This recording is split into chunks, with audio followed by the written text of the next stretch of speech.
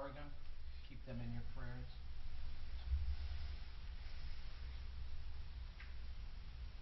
Thank you. Dennis, the pledge. I pledge allegiance to the flag of the United States of America and to the republic for which it stands, one nation, under God, indivisible, with liberty and justice for all.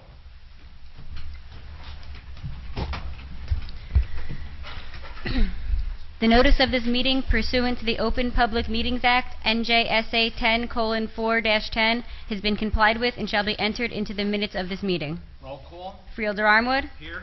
Freeholder Belmonte. Here. Freeholder Kenny. Here. Freeholder Polos. Here. Freeholder Tamaro. Here. Freeholder Valenti. Here. Freeholder Director Rios. Here. There's some recognitions.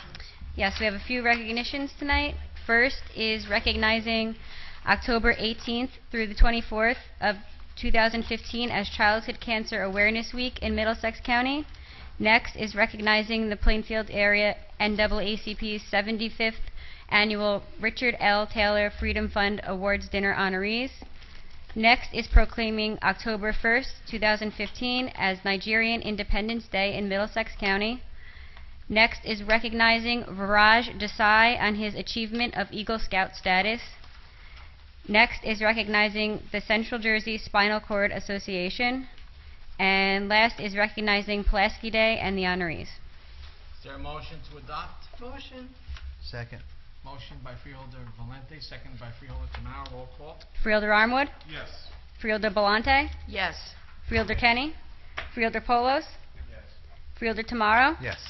Freeholder Valenti. Yes. Freeholder Director Rios. Yes. We have a public hearing on the county's public housing agency goals, objectives, and policies for 2016. This public hearing was authorized at a meeting of the Board of Chosen Freeholders held September 24th, 2015. Notice of this public hearing appeared in the Home News Tribune on September 4th, 2015. At this time, I'd like to declare the public hearing open. Anyone would like to speak on this? Motion to close the public portion. Second. Motion to close by Freeholder Tamaro, seconded by Freeholder Valenti. Roll call. Freeholder Armwood. Yes. Freeholder Belmonte. Yes. Freeholder Kenny. Freeholder Tamaro. Yes. Freeholder Valenti. Yes. Freeholder Director Rios. Yes. There's no presentations for these above resolutions? No. Okay. Correspondence? Each freeholder has been provided with a list of correspondence received by the clerk's office since our last meeting. This correspondence will be kept on file in the office of the clerk of the board for reference. Is there a motion to accept the correspondence? So moved. Second. Motion to accept by Freeholder Valenti, seconded by Freeholder Tamaro. All in favor? Aye. Opposed? Motion carries. At this time, I would like to give the 2015 State of the County address. Good evening, everyone, and I'm pleased to share with you tonight the State of the County address for 2015. This has been a year of great progress and continued promise. Middlesex County has introduced even greater efficiencies in the workplace, completed numerous infrastructure projects for the safety and enjoyment of our residents, enhanced programming, and has celebrated the people who make this county the greatest county in the land. Once again, and now for an impressive 12th year in a row, the county was affirmed its AAA rating, the highest rating attainable. It is estimated that the county's excellent bond rating has saved the county taxpayers over $35 million over the last 15 years. These savings allow us to fund our capital improvement master plan.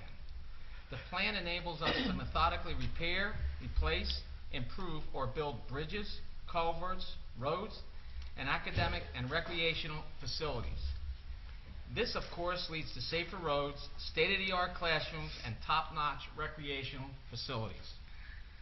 As the safety of our residents is paramount, the Department of Infrastructure Management, under the direction of Freeholder Charlie Tamaro, completed a number of road and bridge projects over the past 12 months under the capital plan. Projects included the replacement of culverts on Fresh Ponds Road in South Brunswick, Blackford Avenue in Piscataway, and Mayfield Avenue in Piscataway, and the rehabilitation of Brainerd Lake Dam in Cranberry. 9 culvert Signal and road replacement projects are currently in various stages of design and construction.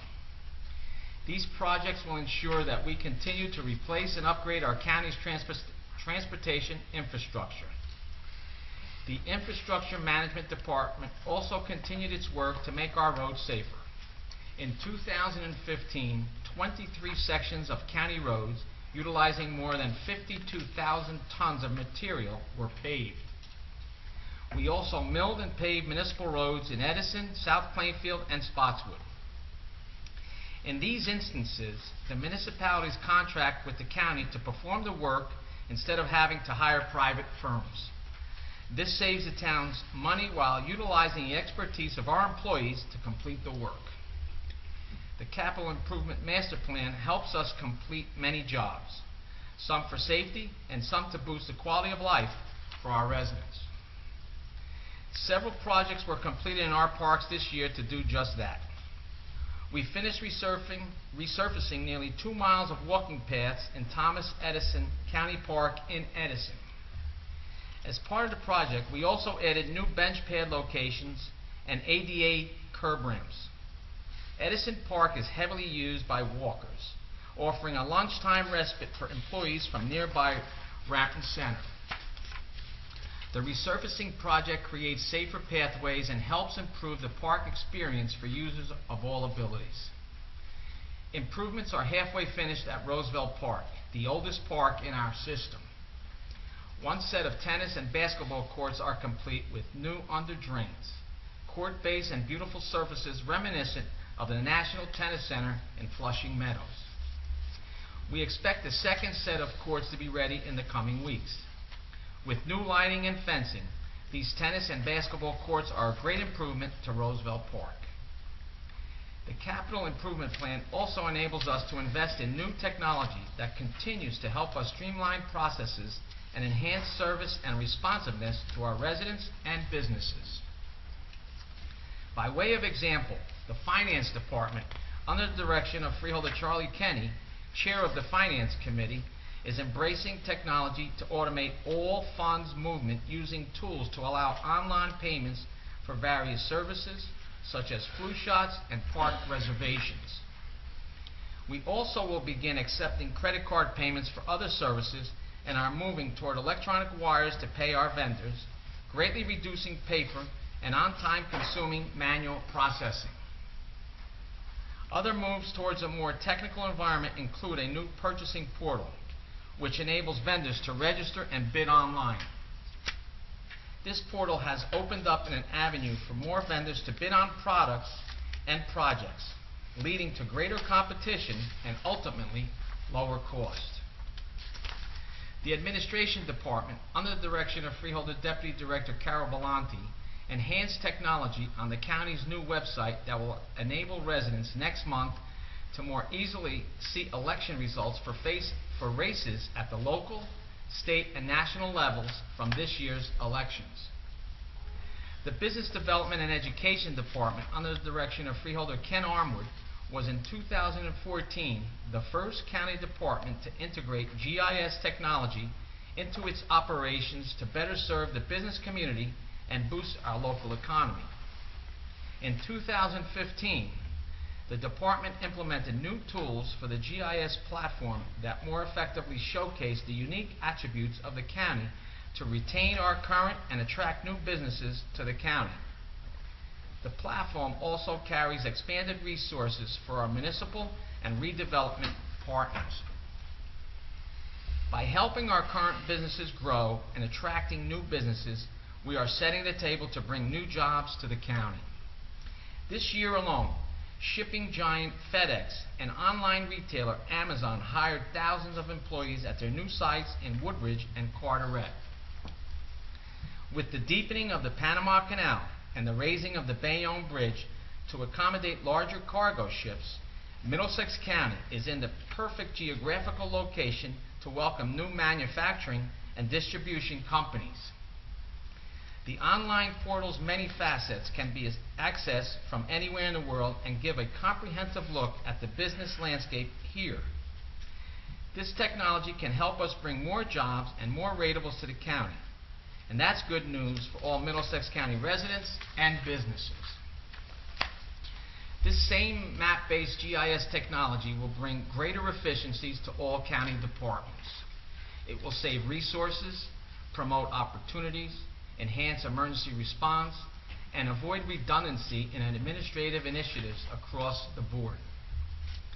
These investments in technology and our process efficiencies have helped us continue to have a budget with a minimal 1.1% increase over the last 5 years, an increase that is well below the state-imposed 2% cap and cost of living expenses. We have done this while enduring over $3 million in cuts in state and federal aid for programs they mandate and in continued reductions in revenue. This board, with the assistance of county staff, has continued to cut every expense that it controls. This year alone, we have cut costs by more than $10 million through introducing new technology and processes that allow us to offer the same quality services. Leading the way are energy costs. The 25,000 panel solar field built at our Apple Orchard Lane complex continues to produce $1 million in energy savings each year. The county continues to lead the way in using alternative energy sources by partnering with the Middlesex County Utilities Authority, which is building a solar panel field that will help power the Middlesex County Fire Academy, which is adjacent to the MCUA complex. Interconnection with the electric utility system and operation at the Fire Academy is scheduled to begin early next month. We anticipate energy savings of between 20% and 30%. The Infrastructure Management Department has completed numerous projects through New Jersey's Clean Energy Program's Direct Install program, which enables us to update old furnaces, water heaters, HVAC units, and other systems. Not only does this plan give us more energy efficient equipment, it makes the process easy and affordable by providing 70% of the total replacement cost. Because all the equipment is new and Energy Star certified, the county expects to recoup the 30% it paid toward installation in about 3 years. Projects have been completed at the Extension Services Building, Archives and Records Building, Central Vehicle Facility, the Sheriff's Substation, and at our health clinic in Edison.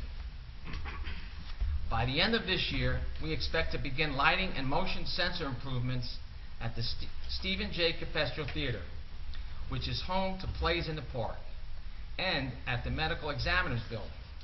At that building, we will replace 2 HVAC systems and 2 gas-fired furnaces. As part of my directive to reduce debt service in 2015, my fellow freeholders continue to support our debt service and surplus fund policies and strategies, which this year alone resulted in a reduction of 18% or $124 million to our total gross debt and a savings of $350,000 from refinancing old debt. Refinancing old debt has saved the county over $10 million in the past 5 years. As we plan to continue these successful strategies in the future, we expect to reduce our total gross debt by an additional $100 million in 2016. Operationally, we continue to look for ways to consolidate or relocate offices to save taxpayer dollars. At the direction of Freeholder Deputy Director Bellanti, the Office of Planning and the Office of Engineering were moved from 2 different rental sites into shared space into the County Administration Building. Because these 2 offices often work jointly on projects, bringing them together will lead to greater efficiency to their operations and, more importantly, improved customer service. We also moved the Board of Taxation into the county building from rental space to better align it with our finance department and to make it more accessible to our residents. The move also saved the county rental cost. The Middlesex County Board of Elections office was moved to East Brunswick. Now more centrally located within the county, the office can better serve residents looking to register to vote, change their voter information, and complete other tasks. And finally, my fellow freeholders and I eliminated our central warehouse facility and moved to a direct supply chain with our vendors that will save us an estimated $500,000 annually and will increase efficiency. Middlesex County's financial strength and acumen enable this board to continue to offer the programs and services our residents deserve. Though Middlesex County has a lower unemployment rate than the state and the nation, we still must work to get our unemployed and underemployed workers jobs. The Department of Business Development and Education worked closely with Amazon to place Middlesex County residents in these jobs. 3 successful job fairs were held this year, matching dozens of employers with hundreds of candidates. Numerous training and educational programs also ensure that our workers have the skills they need to meet the demands of the employers. Through our one-stop career center and its partnerships with the county vocational technical schools and Middlesex County College, we are helping prepare our workforce for good-paying jobs and the careers that are in demand now. October 2015 marks the end of the centennial celebration for our vocational technical school district. What better way to end a banner year than to have 3 of the campuses ranked among the best in the nation by U.S. News and World Report. The Academy for Science, Mathematics, and Engineering Technologies, the Academy for Allied Health and Biomedical Sciences, and the Perth Amboy campus were recognized for their curriculum, programming, and excellence.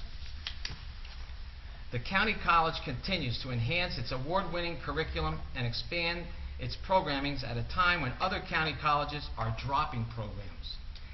Construction is well underway on a new academic sciences building and a new student services center. I'm proud to say that this Freeholder Board has contributed over $5 million in capital funding to both these projects, which will take the college into the next level. The preservation of open space farmland have long been priorities for our citizens, my freeholders and I, and the freeholders before us. Since 1997, we have preserved nearly 7,800 acres of open lands. So, under the direction of Freeholder Belante, liaison to the Open Space and Recreation Public Advisory Committee, the county purchased and saved forever more than 100 acres of open lands this year, including land in the environmentally sensitive Dismal Swamp. An additional 300 acres are in various stages of due diligence. In tandem, and under the direction of Freeholder Tamaro, the county continues to work with farmers to grow the county's farmland preservation program. In January, the 37-acre Reinhardt Farm in Cranberry Township became the 53rd farm, and we anticipate closing on the 34-acre Voigt Farm in South Brunswick within the next month or so. With that farm, the total number of acres in the program will be 4,926. When you add the farmland we preserve with the help of our municipal partners and the state of New Jersey, our total farmland acres preserved totals 5,437. We are also pursuing additional farmland preservation projects, including the 22-acre Beck Farm in Monroe Township. The Business Development and Education Committee, under the direction of Freeholder Armwood, made great strides in the last 12 months in arts and history pursuits.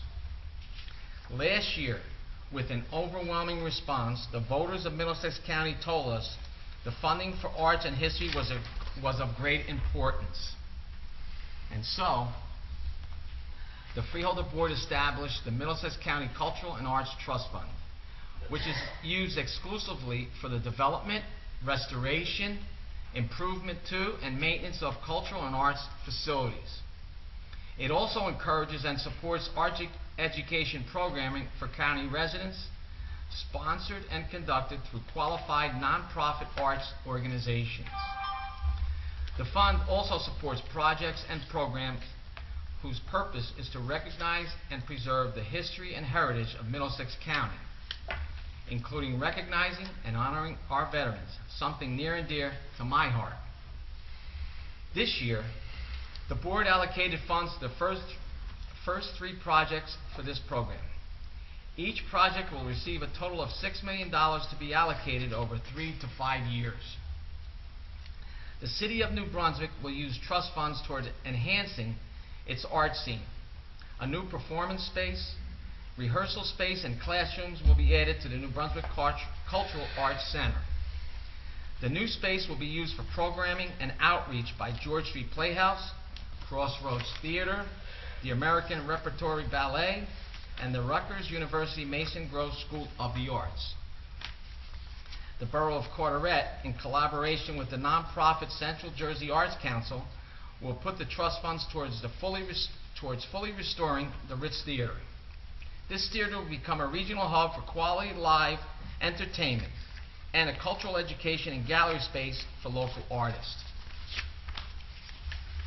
The Township of Woodbridge will use its allocation toward the development of the Avenel Arts Center at Station Village in Woodbridge Township. The Arts Center will be a unique 10,000 square foot community-operated facility. The focus of the new center will be on visual and performing arts, music and art education, recording and rehearsal space, and cultural history.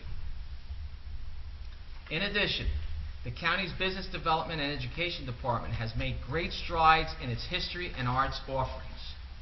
First, the permanent installation of artifacts from colonial-era Raritan Landing continues to draw students, teachers, and groups to East Jersey Old Town. The artifacts, found during the extension of Route 18 into Piscataway, tell the story of the once thriving port community on the banks of the Raritan River. Across River Road from the village, the Cornelius Low House has greeted thousands of visitors wanting to celebrate a New Jersey favorite, the diner. The history of diners and their evolution is explored in this 7-room exhibit that has captured the imagination of Bobby Soxers, baby boomers, their children, and grandchildren. The exhibit has been featured in Bon Appetit and Mental Floss magazines, on NJTV, New Jersey 101.5, and local newspapers. Nearly 385,000 people have attended one of the many events, performances, lectures, and workshops that were funded in part by Middlesex County. Our extremely successful arts and history grants programs offer support to local nonprofit organizations to produce quality cultural and historical programming, offering audiences in every municipality in the county the chance to enjoy this diverse programming close to home. Middlesex County will join the festivities that start at 12:30 p.m. October 24th at the historic Edison Memorial Tower is rededicated now that renovations are complete. The Freeholder Board has allocated $675,000 toward the restoration of the landmark, which is listed on the New Jersey and National Register of Historic Places. The board of the Thomas Edison Center at Menlo Park is hosting the celebration, which includes a relighting of the monument at 7:30 p.m. that night. I want to recognize Freeholder Tamaro for his continued support of this initiative. The Business Development and Education Department also partnered with the Community Service Department, overseen by Freeholder Blanquita Valenti, to coordinate the Expressions Traveling Art Show, which featured work by artists with disabilities. This year, our Outstanding Plays in the Parks program was the proud recipient of the inaugural County Achievement in Cultural Access Award from the Cultural Access Network Project, a program co-sponsored by the New Jersey Theater Alliance and the New Jersey State Council on the Arts. Our outdoor summer theater program, which draws more than 25,000 audience members annually, was recognized for its commitment to offering services for seniors and people with disabilities.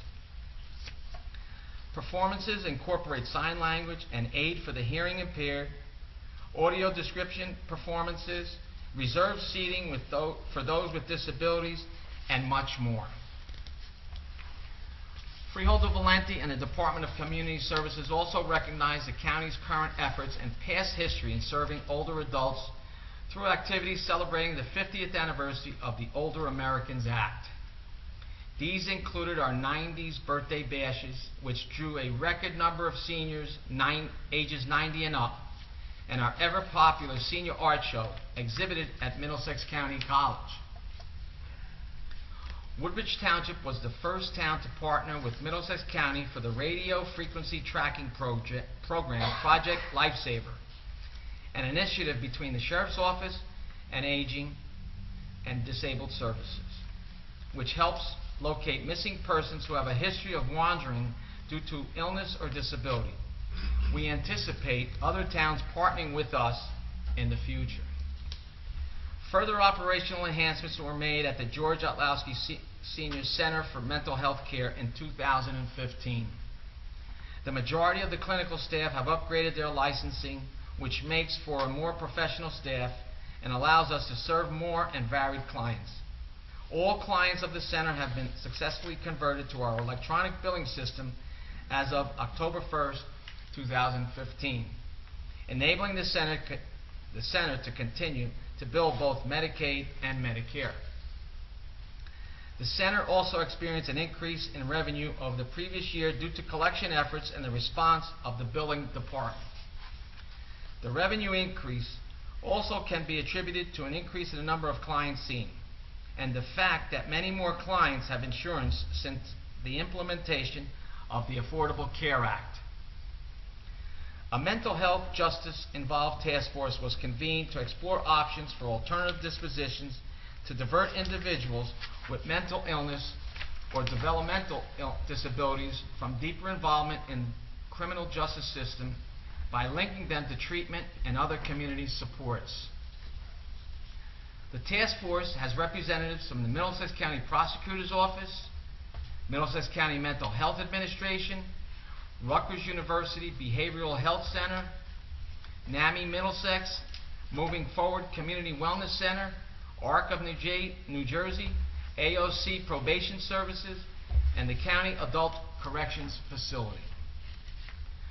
One of the accomplishments of which I am most proud is the national recognition received by our efforts to assist homeless veterans and those on the verge of being homeless. On May 28th, staff members presented the Middlesex County Veterans Housing Assistance Program at the 25th Annual National Coalition for Homeless Veterans Conference as a best practice. Then, on August 18th, the program was presented as a best practice at the Mayor's Challenge to End Veteran Homelessness Roundtable, sponsored by the Veterans Administration and the Newark Housing and Urban Development Office at the Lions Veterans Administration. Since its inception in December 2013, more than 232 veterans and their families have been helped with more than $250,000 in assistance through this program. Many other veterans have received referrals and other help. We must never forget the sacrifices our veterans have made to protect our freedom. This program is Middlesex County's way of helping those who bravely served our nation. We also have a number of heroes who do their work right here in the county. As such, the county, under the direction of Freeholder H. James Polos, Chair of the Public Safety and Health Committee, declared 2015 the Year of the Volunteer. Throughout the state, volunteerism has been steadily declining. In a direct attempt to enhance the ranks of volunteer firefighters and emergency medical responders, the county has partnered with Middlesex County College, the Chamber of Commerce, and our volunteer organizations to provide educational and financial incentives to volunteers. Legislation has been introduced to form a statewide task force on volunteer recruitment and retention after this board passed a resolution recommending the action. In conjunction with these projects, and in a direct effort to reduce the number of fires reported in the county, Freeholder Polos and the Department of Public Safety and Health produced an educational fire safety video. The video encourages families to develop and practice a fire evacuation plan, incorporate effective ways to reduce accidental fires, and review overall fire safety tips.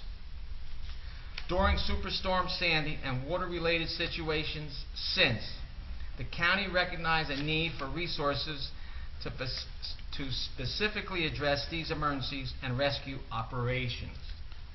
The county provided 4 municipalities under a shared service agreement with lightweight, inflatable, fully equipped boats and supplies to facilitate countywide evacuations during any flood or water-related emergency.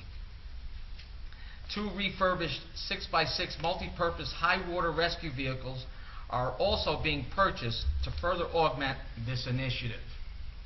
The boats will be staffed by local first responder volunteers trained by the county in water rescue operations and evacuation.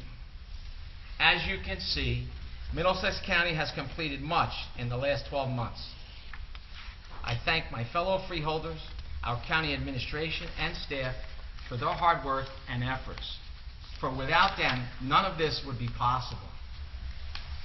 I also wish to thank the people of Middlesex County who have consistently told us what they want and need.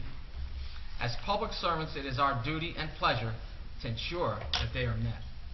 I look forward to 2016 knowing that our financial stability, our plans to introduce the latest technology into more areas of county government, and our shared commitment to serving the people of Middlesex County will only make us stronger. May God bless you, and may God bless the United States of America. Okay. Mr. Kelso, any resolutions to be added? There are none. Any resolutions to be amended? There are none. Any resolutions to be held? There are none. Any resolutions to be voided? There are none. At this time, I'd like to open the meeting to the public on any resolutions listed on the agenda.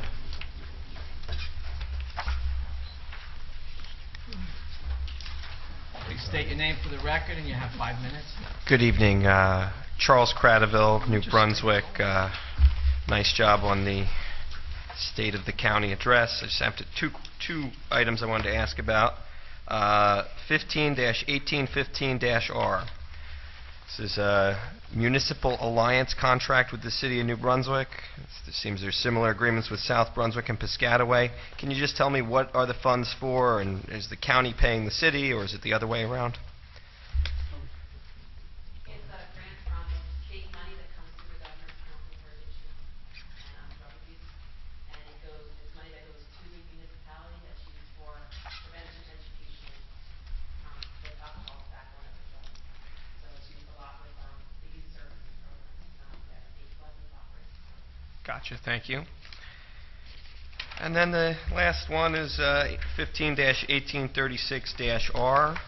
I think I understand what this is, and I think it's a good thing. Is this, just correct me if I'm wrong, this is funding for body-worn cameras for law enforcement. Can you just tell me which law enforcement agencies would be wearing the cameras, and obviously assuming the grant is successful?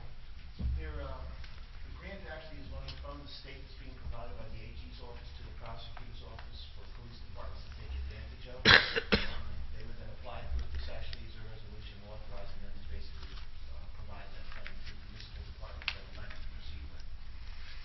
Okay, so it would be the municipal departments that would apply for the funding. It's each one gets a maximum of $150, or it's a $150,000 in total that came to the state through the AG's office. There was an amount that was allocated statewide and an amount to each county. And I think the $150,000 came to those 6 counties. So 150 for the 25 or so municipal departments. Okay, well, I think that's a step in the right direction, and just want to, remind the freeholders that there are law enforcement officers who work for the county, the sheriffs and the prosecutor's office, and they could also benefit from body-worn cameras as well. Thank you. Thank you.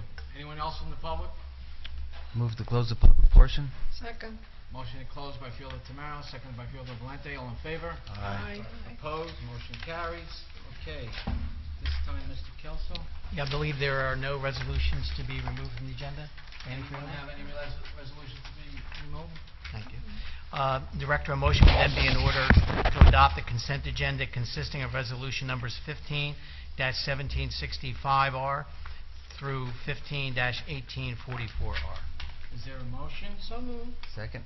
Motion to adopt by Fielder Valente, second by Fielder Tamara. Roll call. Freeholder Armwood, Yes. Freeholder Belmonte, Yes. Freeholder Kenny, Yes. Freeholder Polos, Freeholder Tamara, Yes. Freeholder Valenti, Yes. Freeholder Director Rios. Yes. Okay, this time I'd like to open up the meeting to the public. Anyone from the public, please state your name for the record, and you have 5 minutes. Good evening once again. Charles Cradaville, New Brunswick. Again, the stuff in your remarks, most of it was great. I was happy to see about the Edison Tower, finally being completed. I did want to ask a couple questions about the arts items. I noticed you said you'd be enhancing the art scene in New Brunswick with new performance space. Can you give me some details of where that performance space would be and who would get to use it?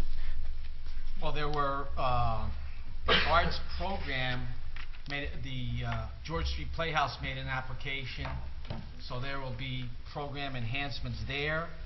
At this time, I think it's up in the development stages at this point, and I don't exactly have everything in front of me now, but they made a presentation here back, I'm going to say, maybe 2 months ago, on the different things that they want to do there. They want to expand, and I can't remember off the top of my head. I could probably get you a copy of that presentation that they made. But it'd be within the existing structure of the Playhouse. It'll be right in that same district there.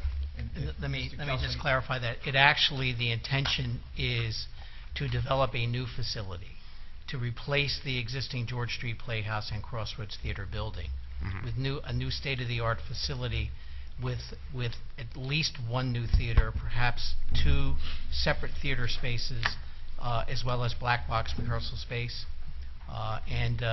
It would be a project that would be involve more than just the arts as well. There may be potentially a residential component to it. The presentation, which was made through Mayor Cahill, also talked about other outside funding that's still being looked to, but it is intended to be a replacement project for those theaters. Okay. Is this the same plan from 2007, 2008? Sounds a lot like it. It's the same concept, but it's a different plan as of now because of looking at the current circumstances. But when we say the same, it's the same location, but it is obviously modified to meet current circumstances. Okay. I do have some thoughts on this, but since there's a 5-minute limit, I'll just move on and I'll tell you later. Wanted to know, you had an executive session on Monday, correct? Yes, Right, and what was discussed in the executive session? Mr. Kelso. I don't have, there were 3 matters of litigation. 1 was a workers' compensation matter, and 2 were other pending litigation matters. Perhaps clerk can tell us the name, I can't recall.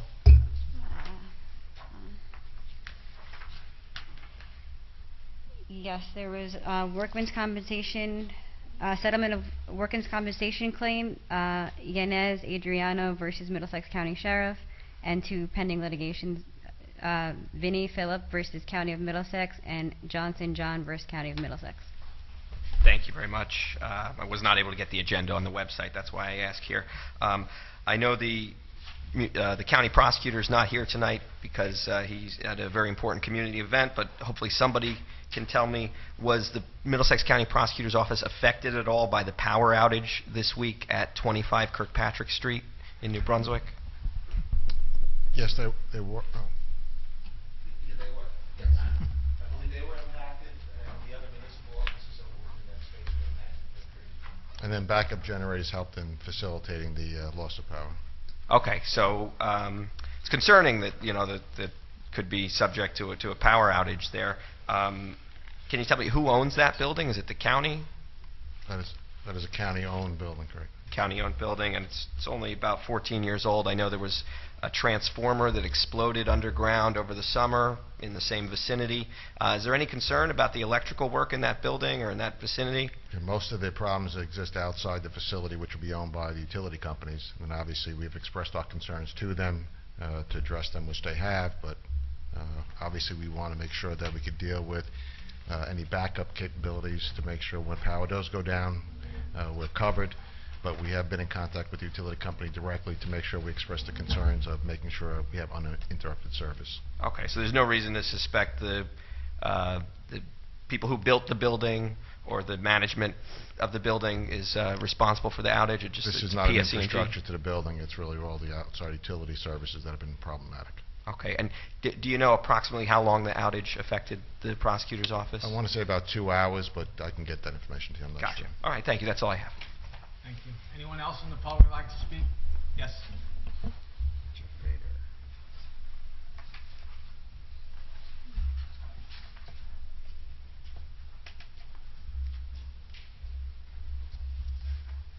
Please state your name and address for the record. You have 5 minutes, sir. Richard Stewart, New Brunswick. I have just one question here, and I hope that I'll get an answer that I want. The freeholder director's address, is it possible to get a printed copy of that? Sure. Yep, That's, no problem. I'll take care of that. Thank you. Thank you. Anyone else in the public? I move to close the public portion. Second. Motion to close by Fielder Tamaro, seconded by Fielder Valente. All in favor? Aye. Opposed? Motion carries. Is there a motion to adjourn? So moved, sir. Second. Motion to close by Fielder Valente, seconded by Fielder Tamaro. All in favor? Aye. Aye. Opposed? Motion carries. Meeting adjourned.